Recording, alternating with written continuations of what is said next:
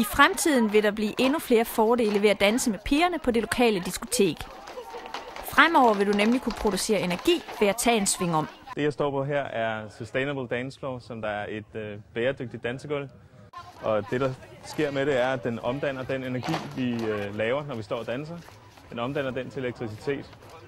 Flisen giver sig en lille smule, og det er så den energi, der skabes på grund af vores vægt, der ligesom sørger for at skabe elektriciteten. Sustainable Dance Floor er udviklet i Holland, og på en natklub i Rotterdam kan man allerede nu danse miljøvenligt.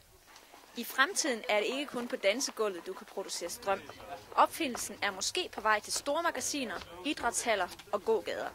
Det vil kræve større arbejde at omlægge Aarhus gågade på den her måde, men i princippet vil man sagtens kunne forestille sig at bruge al den energi, der er i samfundet, til at på den måde at omdanne den til noget elektricitet.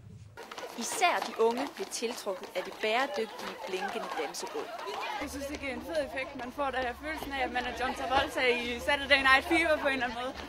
Hvad synes du om, at gulvet det er bæredygtigt, så det faktisk producerer energi? Jeg synes, det er en genial ting. Jeg synes, at det kunne være fedt, hvis man kunne få det ind i hverdagen på en eller anden måde, så man kunne udnytte det, at dansegulvet altid er proppet på diskoteker.